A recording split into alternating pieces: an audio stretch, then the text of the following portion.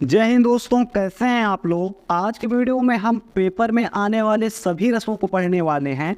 9 रस total paper में आते हैं, कई लोग 11 मानते हैं, लेकिन अगर आप 9 को पढ़ लेते हैं तो आप 9, 10, 11, 12 किसी भी आप क्लास में हैं, कोई भी बोर्ड एग्जाम देने जा रहे हैं, परिभाषा, उदाहरण, स्पष्टीकरण, ये तीनों चीज़ें आपके जुबान पर आ जाएंगी, आपको रट जाएंगी। सबसे पहले हम शुरू करते हैं श्रृंगार रस से।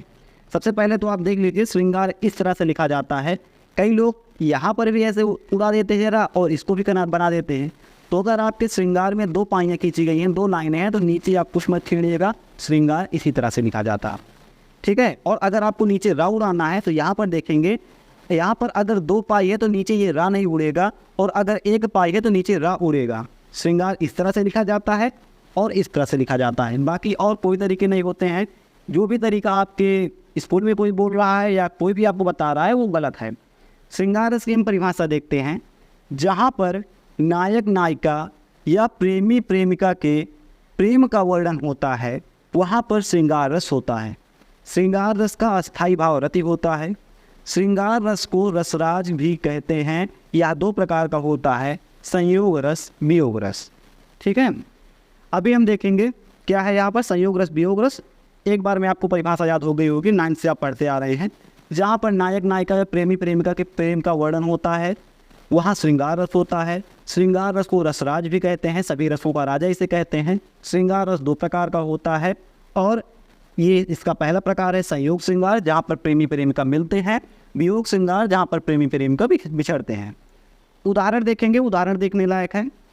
मेरो तो गिरधर गोपाल, दूसरो न कोई, जाके सिर मोर मुकुट, मेरो पति सोई, ठीक है, सोई है।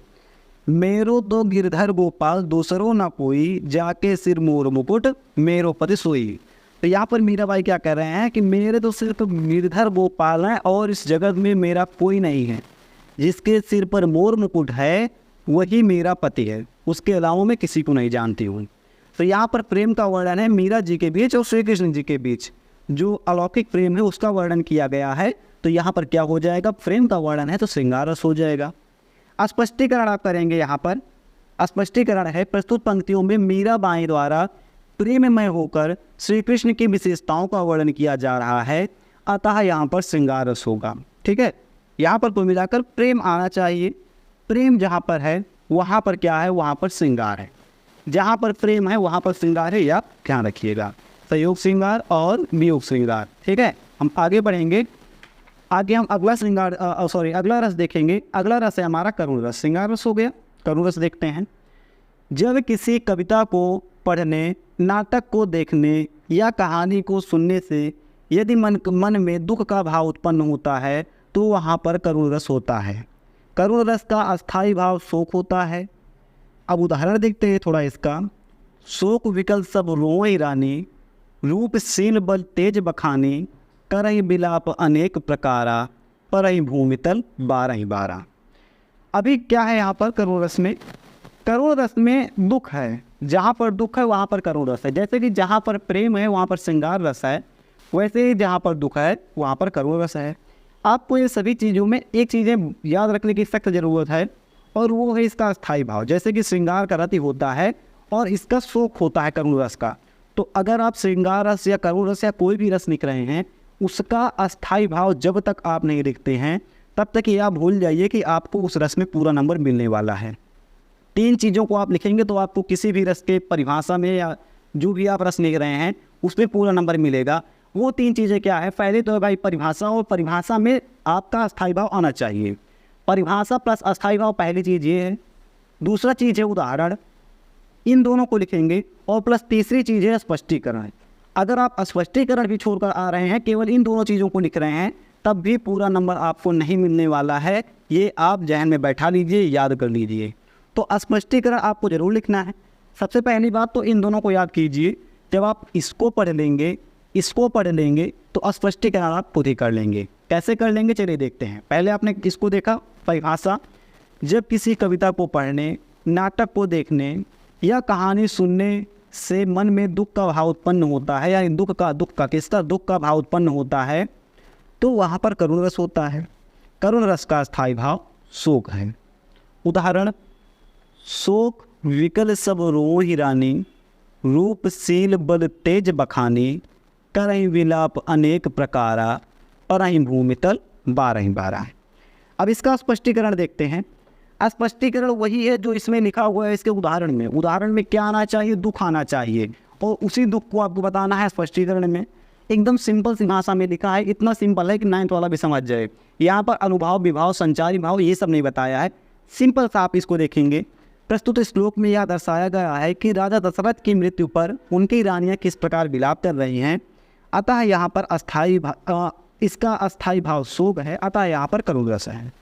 प्रस्तुत श्लोक में यह दिखाया गया है कि राजा दशरथ की मृत्यु पर उनकी रानियाँ किस प्रकार विलाप कर रही हैं। यहाँ पर अस्थायी भाव शोक है, अतः यहाँ पर करुण रस है।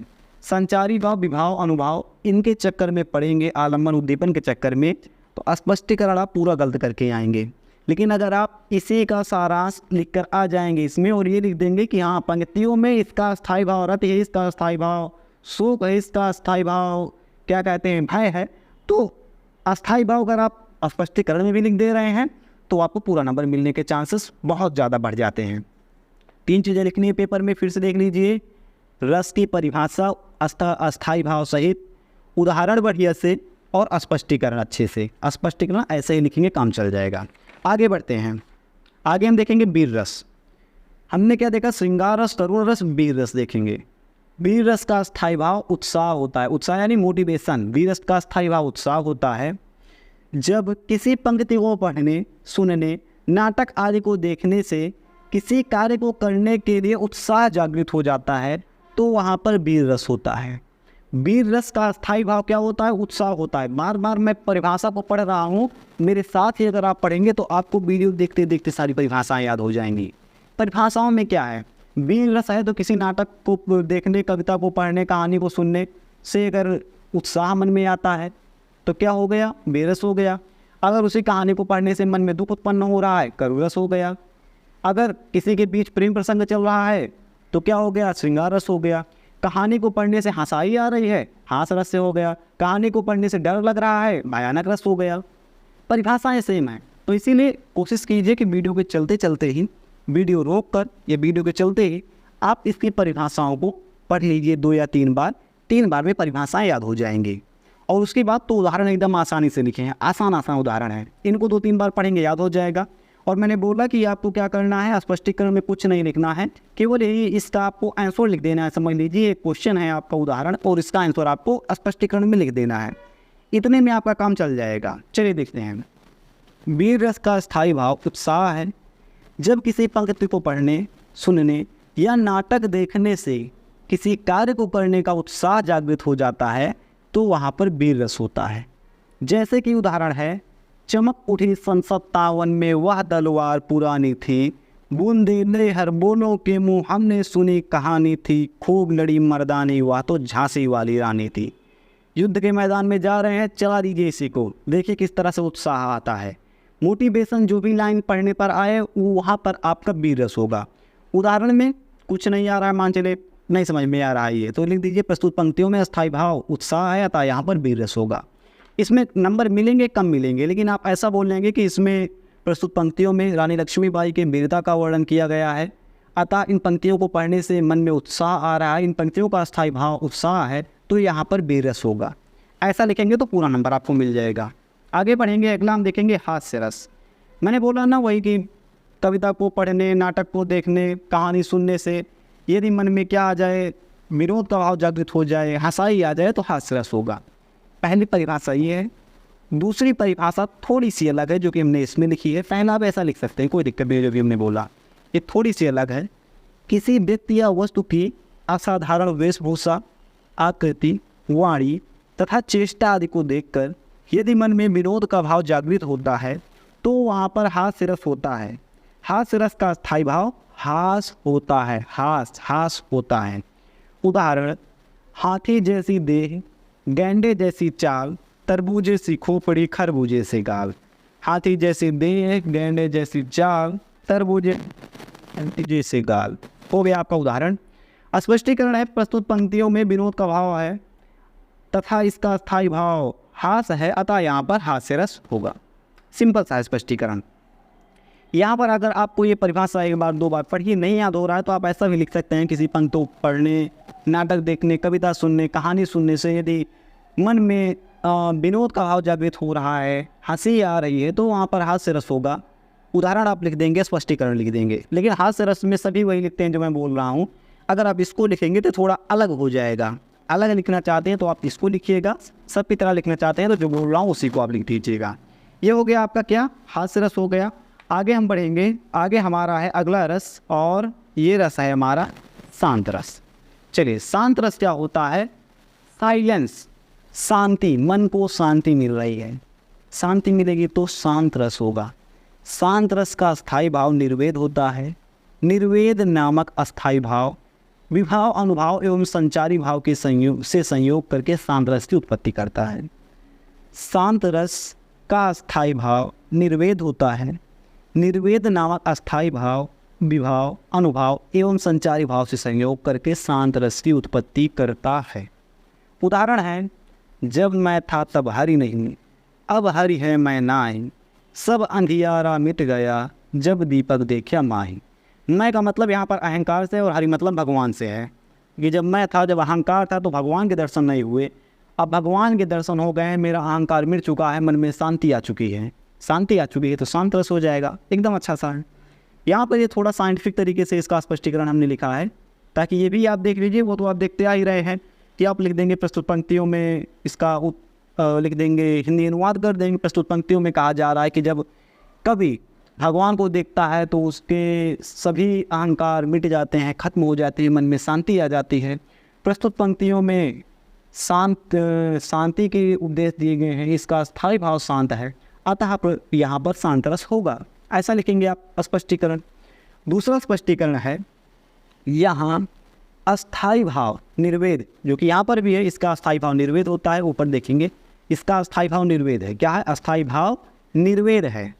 आगे देखेंगे, यहाँ अस्थाई भाव निर्वेद, विभाव अहंकार से मुक्ति, अनुभाव शांति तथा संचारी भाव हर्ष स्मृति शांति से संयोग करके शांत रस उत्पन्न कर रहा है, अतः यहाँ पर शांत रस होगा। यहाँ अस्थाई भाव निर्वेद, विभाव, अनुभाव तथा संचारी भाव से संयोग करके शांत रस उत्पन्न कर रहा है, अतः यहाँ पर शांत रस होगा। स्पष्टीकरण ये कर लीजिए, नहीं तो आप जो पहले से करते आ रहे हैं वही कर लीजिए। 10 तक तो कोई दिक्कत नहीं है, 10 तक आप आसानी से पूरा नंबर पा जाएंगे, चाहे जैसा स्पष्टीकरण लिखेंगे। 12th में थोड़ा दिक्कत पड़ती है तो साइंटिफिक तरीके से लिखा जाता है। वात्सल्य रस है, ये है जब काव्य में अपने से छोटों, मुख्यतः पुत्र या पुत्री के प्रति स्नेह या ममत्व, ममत्व मतलब ममता, ममत्व, जब काव्य में अपने से छोटों, मुख्यतः पुत्र या पुत्री के प्रति स्नेह या ममत्व का भाव जागृत हो जाता है, तो वहाँ पर वात्सल्य रस होता है। प्रेम का, पुत्र पिता और पुत्र के बीच, माता और पुत्र के बीच, पिता पुत्री माता पुत्री के बीच जब प्रेम का भाव जागृत होता है तो उस प्रेम को हम लाते हैं वात्सल्य में। श्रृंगार में प्रेमी प्रेमिका में होता है, और वात्सल्य में अपने से छोटों, अपने से जिनसे खून का रिश्ता होता है, उनमें वात्सल्य रस हम लगाते हैं। ठीक है, तो यहाँ पर क्या होगा? उदाहरण, मैया मोरी दाऊ ने बहुत खिजाओ, मोसो कहत मोद की लीनो, तू जसुमति कब जायो, मैया मोरी दाऊ बहुत खिजायो। तो स्पष्टीकरण इसके क्या है? प्रस्तुत पंक्तियों में माता यशोदा से श्री कृष्ण जी शिकायत कर रहे हैं और माता यशोदा स्नेह के साथ उनकी बातों को सुन रही हैं, अतः यहाँ पर वात्सल्य रस होगा। प्रस्तुत पंक्तियों में वात्सल्य रस होगा। ठीक है, आगे हम बढ़ेंगे। यहाँ पर देखेंगे अगला हम अपना रस भक्ति रस, जहाँ पर ईश्वर या इष्ट देव के प्रति श्रद्धा का भाव हृदय में उत्पन्न होता है, तो वहाँ पर हाँ एक चीज़ नहीं बताया, वात्सल्य रस में वत्सल बोलते हैं, तो वही होता है, क्या कहते हैं, उसका अस्थाई भाव। तो इसमें क्या हो गया? ईश्वर के या अपने इष्ट देव के प्रति प्रेम या श्रद्धा का भाव हृदय में उत्पन्न होता है, तो वहाँ पर भक्ति रस होता है। जहाँ पर प्रेमी प्रेमिका का प्रेम रहेगा श्रृंगार रस होगा, जहाँ पर बच्चे माता का प्रेम रहेगा वहाँ पर वात्सल्य रस होगा, जहाँ पर ईश्वर और मनुष्य के बीच प्रेम होगा वहाँ पर भक्ति रस होगा। ये चीज़ आप ध्यान रखिएगा। तो यहाँ पर क्या हो जाएगा? भक्ति रस होगा। इसका स्थायी भाव ईश्वर विषयक रति या देवरति होता है। क्या? देवरति आप लिख सकते हैं, ये थोड़ा हार्ड पड़ रहा है। इसका स्थायी भाव भक्ति रस का देवरति होता है। इसका उदाहरण है तेरी मंद मंद मुस्कनिया पे बलिहार राघव जी, बलिहार राघव जी। यहाँ पर श्री राम और जो उसका भक्त है उसके बीच प्रेम का भावना दिखाया गया है। उदाहरण आप देखेंगे तो ये भी आप देखेंगे उदाहरण में, इसमें स्पष्टीकरण में प्रस्तुत पंक्तियों में भक्त की श्रद्धा भगवान श्री राम के प्रति समर्पित की गई है, प्रदर्शित किया गया है, अतः यहाँ पर भक्ति रस होगा। आगे बढ़ेंगे, अगला रस देखेंगे अद्भुत रस। अद्भुत रस का स्थायी भाव विस्मय होता है। इसमें भक्ति रस में देवव्रति होता है, वात्सल्य रस में वात्सल होता है और अद्भुत रस में विस्मय होता है। स्थायी भाव क्या होता है? विस्मय होता है। जब विस्मय नामक अस्थायी भाव विभाव अनुभव और संचारी भाव से संयोग करके अद्भुत रस की उत्पत्ति करता है तो वहाँ पर अद्भुत रस होता है। फिर से अद्भुत रस का अस्थायी भाव विस्मय होता है। विस्मय नामक अस्थायी भाव विभाव अनुभव तथा संचारी भाव से संयोग करके अद्भुत रस की उत्पत्ति करता है। ये ठीक उसी तरह से उत्पत्ति करता है जैसे कि अभी आपने पीछे पढ़ा है, पीछे आपने वीर रस का पढ़ा है कि जब वो उत्साह का क्या कहते हैं प्रदर्शन करता है, या फिर हास्य में, हास्य तो आपने पढ़ा ही, फिलहाल ऐसे ही आप देख लीजिए, कोई दिक्कत नहीं है। या आप ऐसा बोल सकते हैं कि किसी काव्य को पढ़ने, नाटक कहानी को देखने, कविता को सुनने से जब व्यक्ति को आश्चर्य होता है तो वहाँ पर अद्भुत रस होता है। इसका अस्थायी भाव, अद्भुत रस का अस्थायी भाव विस्मय होता है। जैसा कि मैं पहले से बोलता आ रहा हूँ, मेन चीज़ है कि ये देखना कि रस मिल कौन सा रहा, उसमें अस्थायी भाव रस का है क्या। उसके बाद आप कुछ नहीं आ रहा है तो आप ये लिख सकते हैं कि जब अस्थायी भाव पता है, जब ये नामक अस्थायी भाव विभाव अनुभव, या जब आप हटाएंगे आप ऐसा लिखेंगे। देखिए सिंपल सा, माइंड क्लीन कीजिए, होल्ड डाउन। अगर आप जैसे मान लीजिए परिभाषा भूल गए, पहला तरीका है कि आप लिखेंगे जब किसी कहानी को पढ़ने, कविता को पढ़ने, नाटक को देखने या फिर कहानी को सुनने से जब मन में आश्चर्य का भाव उत्पन्न हो तो वहाँ पर अद्भुत रस होगा। प्रेम का भाव उत्पन्न हो वहाँ पर श्रृंगार रस होगा। हास्य का भाव उत्पन्न हो वहाँ पर हास्य रस होगा। वीरता का भाव उत्पन्न हो वहाँ पर वीर रस होगा। मन में शांति है वहाँ पर शांत रस होगा। ये पहला तरीका है। कहानी को ऐसे, कविता को पढ़ने, नाटक को देखने, कहानी को सुनने, कविता को पढ़ने, नाटक को देखने और कहानी को सुनने से अगर मन में जो भी भाव उत्पन्न हो वही रस हो जाएगा। ये पहली परिभाषा है, यह है यूनिवर्सल ट्रूथ है, समझ लीजिए। दूसरी परिभाषा क्या है, आप सभी का अस्थायी भाव याद कर लीजिए। फिर आप लिखेंगे इस रस का अस्थायी भाव ये है। फिर आप जो अस्थायी भाव आपने लिखा है लिखेंगे कि ये नामक अस्थायी भाव विभाव अनुभव और संचारी भाव से संयोग करके ये वाला रस बनाता है। पहले अस्थायी भाव लिखेंगे, फिर लिखेंगे कि ये वाला अस्थायी भाव विभाव अनुभव और संचारी भाव से संयोग करके ये वाला रस की उत्पत्ति करता है। दो परिभाषाएं हैं, दोनों में से आप कोई भी लिखेंगे नंबर पूरा मिलेगा। दोनों में से ध्यान रहे, दोनों में से आप कोई भी परिभाषा लिख सकते हैं, कोई दिक्कत नहीं है, ठीक है। उदाहरण देखेंगे, कनक भूधरा काल शरीरा समर भयंकर अति बलबीरा, ठीक है। आई थिंक आपने पढ़ा होगा, सुंदरकांड की चौपाई है ये। स्पष्टीकरण है, प्रस्तुत पंक्तियों में बजरंग बली के अद्भुत भयानक विशाल रूप का वर्णन किया गया है, तो यहाँ पर अद्भुत रस है। कनक भूधरा का शरीर, बहुत बड़ा शरीर है, बहुत भयंकर है, इनमें बल बहुत भरा है बजरंग बली में। इतना इसमें बताए हैं कि अगर आम आदमी जो कि नहीं जानता है बजरंग बली को, वो सोचेगा कि कैसे इंसान थे कि इनके अंदर इतना इनका विशाल शरीर था। तो आम आदमी को यहाँ पर आश्चर्य होगा, सभी को तो नहीं होगा जो भक्ति करते हैं, लेकिन आम आदमी को आश्चर्य होगा। तो जहाँ पर भी आश्चर्य होगा यहाँ पर भी आपको सरप्राइज होंगे कि how it is like this, how, तो वहाँ पर अद्भुत रस आपका हो जाएगा, ऐसा लिख सकते हैं। या फिर आप बोल देंगे कि यहाँ पर संचारी भाव अनुभव विभाव सबसे मिल करके अद्भुत रस की उत्पत्ति कर रहा है, तो यहाँ पर क्या हो जाएगा, अद्भुत रस हो जाएगा। स्पष्टीकरण ऐसा भी लिख सकते हैं, स्पष्टीकरण कोई भी लिख दीजिए, कोई दिक्कत। और मुझे लगता है कि जी हाँ, सभी रस लगभग खत्म हो गए हैं। भयानक रस शायद छूटा है, भयानक रस एक बार हम देख लेते हैं। ये छूटा भी है तो कहाँ पर छूटा है, श्रृंगार हो गया आपका, पीछे है थोड़ा, भयानक रस आपका ये है। भयानक रस का स्थायी भाव भय होता है, सभी को पता है, डर होता है। जब किसी भयानक व्यक्ति या वस्तु को देखने से उससे संबंधित या उससे संबंधित वस्तु का उससे संबंधित वर्णन सुनने या किसी घटना का स्मरण करने से मन में भय का भाव उत्पन्न होता है, तो वहाँ पर भयानक रस होता है। पहली बात तो आप ये ध्यान दीजिएगा कि मैंने आपको दो परिभाषाएं बताई, नहीं समझ में आया, आप 2 मिनट पीछे जाकर देखिए, सब समझ में आ जाएगा। उन दो परिभाषाओं से आप कोई भी रस की परिभाषा बना सकते हैं, बशर्ते आपको पता होना चाहिए कि उस रस का अस्थायी भाव क्या है। अस्थायी भाव से आप बना सकते हैं उसकी परिभाषा। उदाहरण सभी की आप याद कर लीजिएगा, स्पष्टीकरण आप कर ही देंगे। स्पष्टीकरण के लिए भी मैंने बहुत सारी चीज़ें इसमें बता दी। अब इसके देखेंगे, भयानक रस का अस्थायी भाव भय होता है। जब किसी भयानक व्यक्ति या वस्तु को देखने, उससे संबंधित वर्णन सुनने या किसी घटना का स्मरण करने से यदि मन में भय उत्पन्न होता है तो वहाँ पर भयानक रस होता है या भयानक रस कहलाता है। डर लगेगा, भयानक रस हो जाएगा। डर लगेगा तो क्या होगा, भयानक रस होगा। उदाहरण देखेंगे, भयानक स्थिति आन पड़ी थी या भयानक स्थिति आन पड़ी है, परछाई तक काल खड़ी है, मौत का पैगाम आया है, युद्ध में बेगुनाह मारा गया है, त्राहिमाम मचे हैं चारों ओर, है इष्ट देव तेरी ही आस लगाए हैं मेरे नंद किशोर। भक्ति रस नहीं है। कई लोग बोलेंगे नंद किशोर आ गया तो भक्ति रस हो जाएगा, भक्ति रस नहीं होगा। यहाँ पर हो जाएगा भयानक रस, क्योंकि यहाँ पर भयानक स्थिति है, चारों ओर हाहाकार मचा हुआ है। तो ये आग लगाने वाली बात अगर आप छोड़ देंगे तो सभी में आपको डर ही लगेगा, डीपली पढ़ेंगे तो ये था आपका भयानक रस। उदाहरण स्पष्टीकरण तो आप लिख ही देंगे। मैंने बोला कि दो चीज़ें मैंने आपको बताई हैं कि कैसे स्पष्टीकरण लिखना है। या तो इसका आप लिख दीजिए, इसका उत्तर लिख दीजिए, इसका अर्थ लिख दीजिए और अंत में बोल दीजिए कि यहाँ पर अस्थायी भाव भय इसलिए भयानक रस है।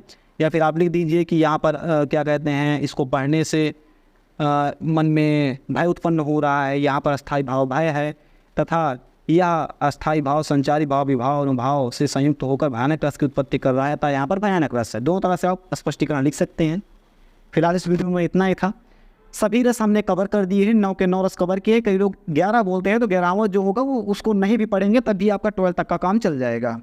फिलहाल इस वीडियो में इतना ही था। हम मिलते हैं इसके नेक्स्ट वीडियो में। ये वीडियो कैसे लगी आप हमें कमेंट करके जरूर से जरूर बताइएगा। मिलेंगे ऐसे किसी नेक्स्ट वीडियो में। जय हिंद।